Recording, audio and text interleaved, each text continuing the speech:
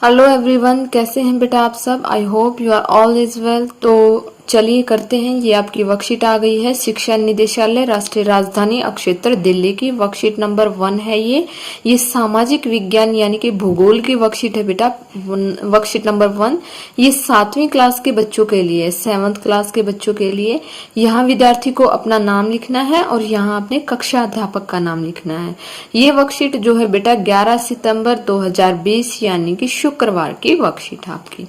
तो टॉपिक है हमारा पर्यावरण। देखिए बेटा, ये आपकी कक्षा 7 की जो भूगोल की बुक है उसमें पर्यावरण का ये पहला ही पाठ है आपका। उसी से ये वर्कशीट बनाई गई है। तो यहाँ पर हम पढ़ते हैं। अगर आपने चैनल को सब्सक्राइब नहीं किया है तो चैनल को सब्सक्राइब करें ताकि आपको आने वाली नोटिफिकेशन और वर्कशीट मिलती रहे।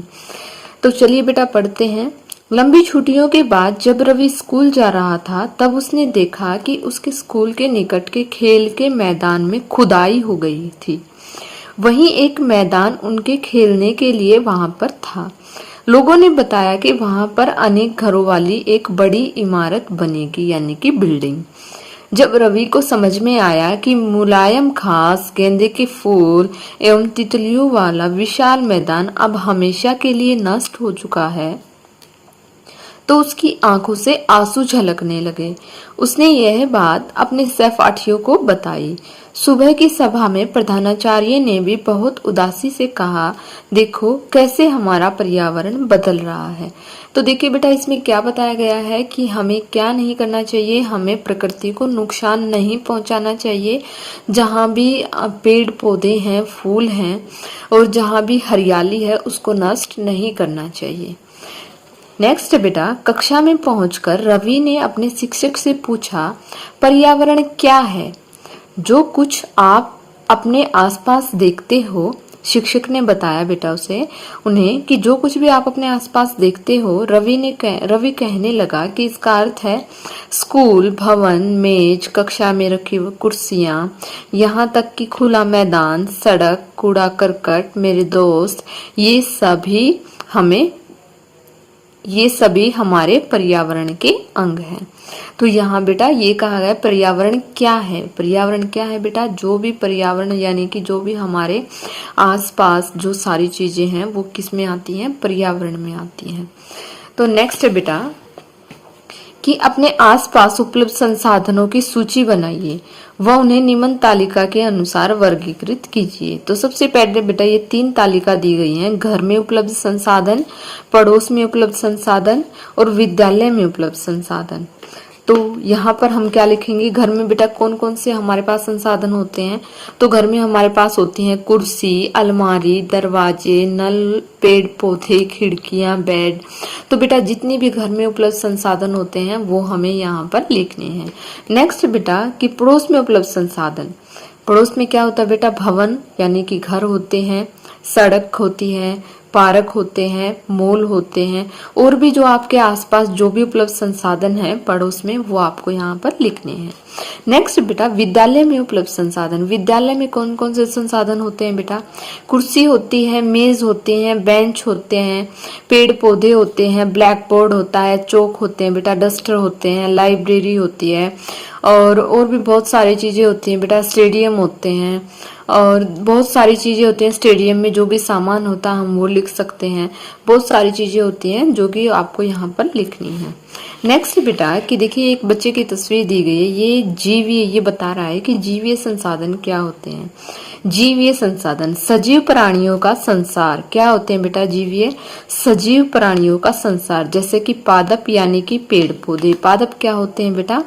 पेड़ पौधे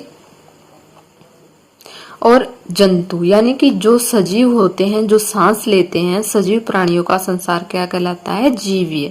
और अजीवीय क्या होता है बेटा? निर्जीव पदार्थों का संसार, जैसे कि सथल। सथल में क्या आते हैं बेटा?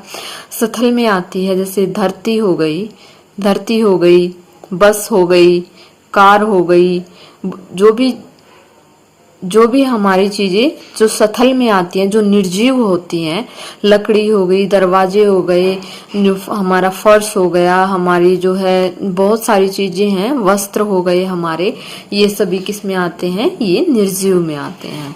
नेक्स्ट है बेटा कि नीचे दी गई वर्ग पहेली में कुछ संसाधनों के नाम दिए गए हैं, उनकी पहचान करके नीचे दी गई तालिका में जैव एवं अजैव में लिखी।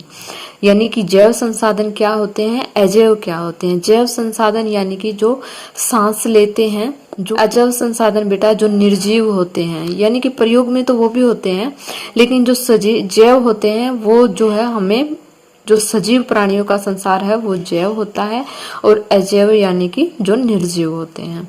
तो सबसे पहले हम तालिका में देखते हैं कि कौन कौन से ऐसे संसाधन हैं।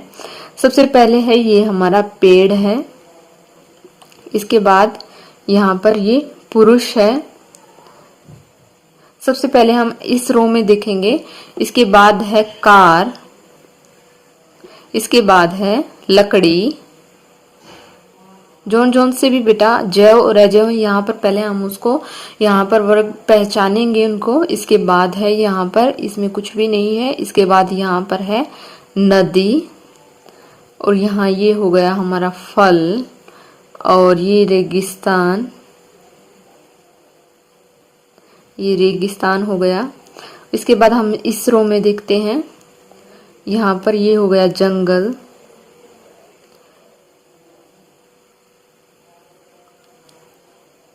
यहाँ पर और कोई भी नहीं है। तो ये क्या करने हैं बेटा, हमें जैव और अजैव संसाधनों में बांटने हैं। तो सबसे पहले हम लिखेंगे पेड़। पेड़ जो है बेटा वो जैव संसाधन है। इसके बाद हम लिखेंगे पुरुष। पुरुष भी जो है जैव संसाधन है। नेक्स्ट है बेटा कार। कार को हम लिखेंगे अजैव में।